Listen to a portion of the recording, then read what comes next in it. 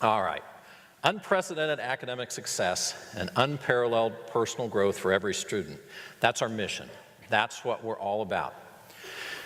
One way that we determine whether or not we're meeting that mission is how well our kids do after they leave us. And it's really hard to measure and to find objective measures of that.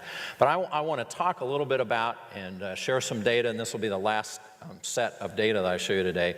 But I want to talk a little bit about the preparation of kids as they go on to their future, and then actually how a certain group of kids are doing after they leave us, because I think it's really important for us to put that in perspective. So let's talk first all about advanced placement. We've got some amazing advanced placement scores in this school district. We've got a graph that should be up there on that screen now. And if you look at the years 2008 through 2011, you'll see a fairly flat line. These are the mean scores of the kids of all of the AP exams they took. And you might be thinking, well, hey, that's nothing to brag about. But let me tell you it is, and let me tell you why. Because each of those years, if I were to put a graph up there that talked about the number of kids taking AP exams, you would see the trajectory going up. So you would normally think the more kids that took AP exams, the lower that mean would be. And we were able to fight that trend. Now look what happened this last year. Now I realize 1 year doesn't make a trend, but I'm sure hoping it does. Because let me tell you, those folks that are working with those kids in those AP classes, and quite frankly, you all that are preparing those kids to do that work when they get to those AP classes in high school, we had a dramatic jump to where now the average score is over 3.5. And I'm hopeful that a year from now, I'm going to be able to show a graph where, once again, we're just starting to take off from a new norm of 3.5. So great job. ACT scores. ACT scores, we're right at the 25 plus and minus point. Normally, I'm able to give you some hint about what our scores for the next year are going to be, but we actually have not received anything, not even a sniff yet, of what those are going to be. I'm hopeful, once again, that you're going to see that upward trend.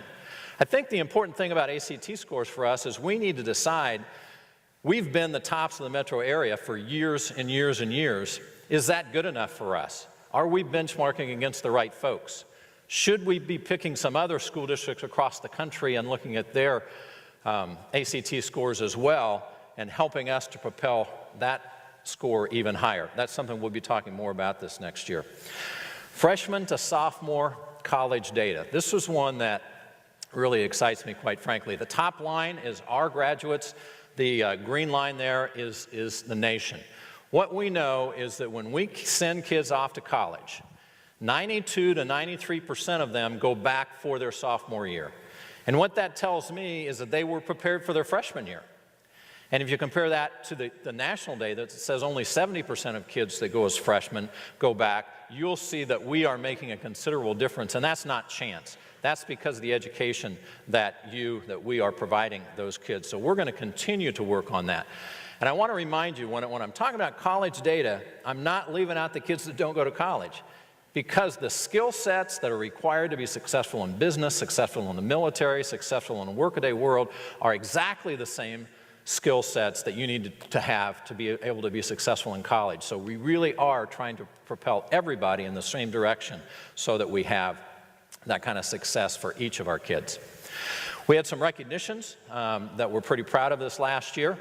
All 5 of our high schools were named to Newsweek's top high school list. And just to be competitive, the Washington Post decided they wanted to have their own list. And we had 4 of our 5 high schools named to that list.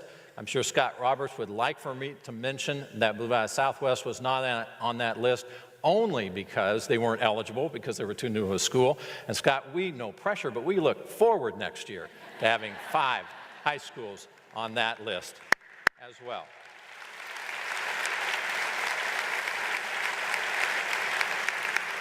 Once again, it takes all of us. It takes really beginning with parents as teachers and early childhood ed, elementary, middle, to get these kids to the point where they're going to have that springboard to success when they graduate from our high school.